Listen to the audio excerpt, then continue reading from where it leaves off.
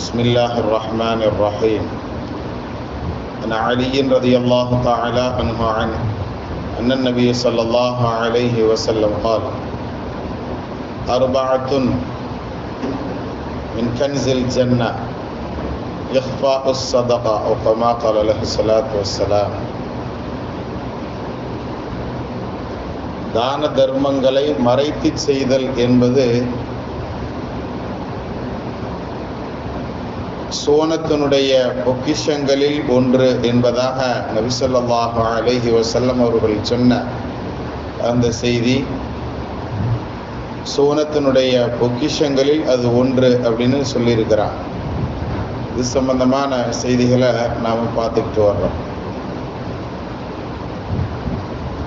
இந்த காலங்களில் சின்ன தர்மங்களாக இருந்தாலும் கூட அதனை வீடியோ எடுத்து பிரபலப்படுத்தணும் அப்படிங்கிற லெவலுக்கு உண்டான காலமாக மாறிடுச்சு.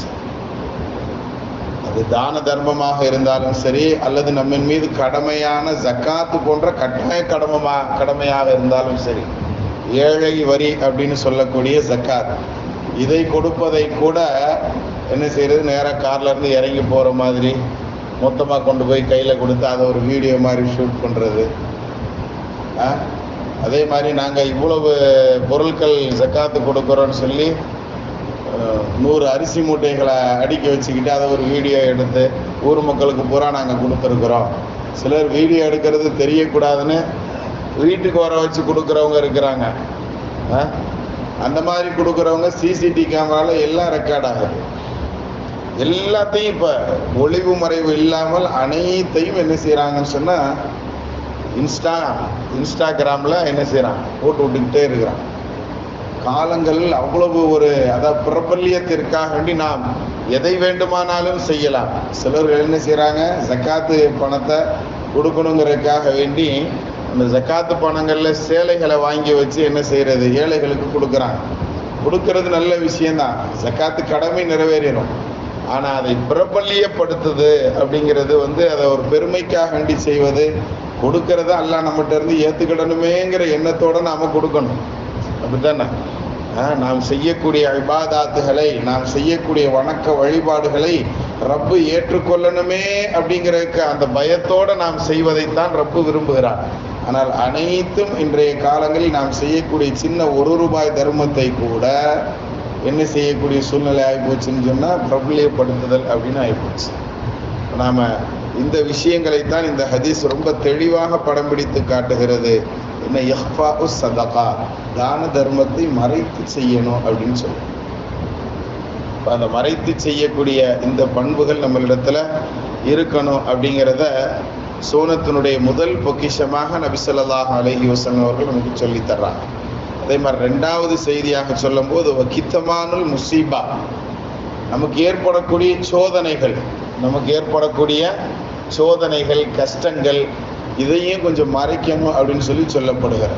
நமக்கு உண்டான சோதனைகள் கஷ்டங்கள், நமக்கு ஒரு சின்ன தலைவலி வந்துட்டா கூட நம்ம என்ன செய்யறது, பிரபல்யப்படுத்துறோம். பிரபல்யம்னா, ஐயோ என்னால் முடியலை, எனக்கு ரொம்ப கஷ்டமாக இருக்குது, எனக்கு வியாபாரமே இல்லை, என்னுடைய சூழ்நிலைகள் நான் எப்படி சமாளிக்க போகிறேன்னு தெரியலை, ஒவ்வொரு விஷயங்களையும் நம்மளுடைய சின்ன சின்ன முசீபாத்துகளையும் கூட நாம் என்ன செய்யறது, வெளிப்படுத்தி பகிரங்கப்படுத்துதல்.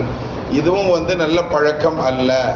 எந்த முசீபத்துகளாக இருந்தாலும் அதையும் மறைக்க நாம் கற்றுக்கொள்ள வேண்டும் அப்படிங்கக்கூடிய செய்திகளை நமக்கு இந்த ஹதீஸில் 2வது விஷயமாக முசீபாத்துகளை மறைத்தல். முசீபத்து அப்படின்னு சொன்னால் எதெல்லாம் அப்படிங்கிறது நமக்கு தெரியும். சோதனை, அது ரிஸ்க்குகளில் ஏற்படக்கூடிய சோதனையாக இருக்கலாம், அல்லது ஆரோக்கியத்தில் ஏற்படக்கூடிய சோதனைகளாக இருக்கலாம்.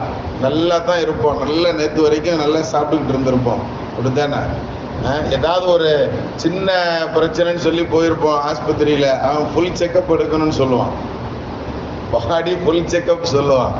போய் உட்கார்ந்து பார்த்துட்டு வந்ததுலேருந்து நிம்மதியே இருக்காது. எல்லாம் உள்ளதை நம்ம தெரிஞ்சுக்கிடணும்னு நினச்சி ஏதோ ஒரு பிரச்சனைக்கு போய் அவன் என்னென்னத்தலாமோ சொல்லி கடைசியில் நிம்மதி இல்லாமல் போய் நம்ம புலம்ப ஆரம்பிச்சிடும்.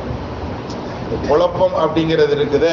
இந்த செய்திகளை நமக்கு நம்மளுடைய மார்க்கம், குறிப்பாக முசீபாத்துகள், நமக்கு ஏற்படக்கூடிய சோதனைகள், அல்லாஹ் இந்த சோதனை நமக்கு ஏதோ ஒரு காரணத்தை வச்சிருக்கிறார், ரப்பே எனக்கு இதுல இருந்து வெற்றியை கொடு, இந்த சோதனையில இருந்து நான் மீண்டு வர்றதற்கு உண்டான தௌஃபீக்கை கொடுன்னு ரப்பிடத்துல கையேந்தணும் அப்படிங்கிற செய்தியை தான் நமக்கு ஹதீஸ்கள் சொல்லி தருது.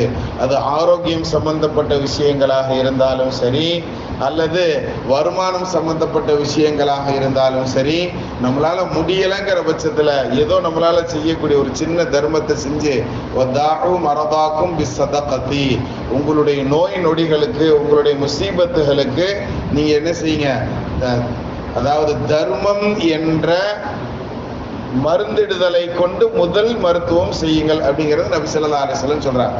ஃபர்ஸ்ட் ட்ரீட்மெண்ட் என்ன அப்படின்னு சொன்னா, எல்லா இடத்துலையும் ஃபர்ஸ்ட் ட்ரீட்மெண்ட் கிட் வச்சிருக்கிறான் இல்லையா? பஸ்ஸில் பார்த்தோன்னு சொன்னால் ஃபர்ஸ்ட் ட்ரீட்மெண்ட் கிட் இருக்கும். எல்லா சஃபர்னுடைய வாகனங்கள்லையும் பார்த்தோன்னு சொன்னால் ஃபர்ஸ்ட் ட்ரீட்மெண்ட் கிட் இருக்கும். எல்லா ஆஃபீஸர்லையும் பார்த்தோன்னு சொன்னால் ஃபர்ஸ்ட் ட்ரீட்மெண்ட் கிட்டு இருக்கணுங்கிறது அரசனுடைய சட்டம். ஒரு வியாபார தலமாக இருந்தாலும் கூட ஃபயர் ஆயிடுச்சுன்னு சொன்னால் அதை அணைப்பதற்குண்டான அந்த தீ அணைப்பான் என்ன செய்யணும், அங்கே வச்சிருக்கணும். நாம இப்போ இதெல்லாம் எப்படி முதலுதவி கிட்டுன்னு சொல்லி வச்சிருக்கிறாங்களோ, இது மாதிரி உண்டான ஃபர்ஸ்ட் ட்ரீட்மெண்ட் என்ன அப்படிங்கிறதை ஆன்மீகத்தில் நபி ஸல்லல்லாஹு அலைஹி வஸல்லம் சொல்லும் போது, மரதாக்கும், நீங்கள் உங்களுடைய நோய்களுக்கு முதலுதவி செய்து கொள்ளுங்கள், பிஸ்ஸதகா, தான தர்மங்களை கொண்டு முதலுதவி செய்து கொள்ளுங்கள் அப்படின்னு சொல்லப்படுது. ஆனால் இதையும் கூட இன்றைய காலத்தில் நம்ம பிரபல்யப்படுத்தக்கூடியவர்களாக இருக்கிறோம் அப்படிங்கிறது தான் யதார்த்தமான உண்மை. இந்த ரெண்டு பொக்கிஷங்களை இன்ஷா அல்லாஹ் பேணி பாதுகாக்கக்கூடிய நற்பாக்கியவான்களை அல்லாஹ் நம்மை கபூல் செய்வானாக. பிஹக்கி சய்யிதினா வ ஆலி சய்யிதினா முஹம்மதின் ஸல்லல்லாஹு அலைஹி வஸல்லம்.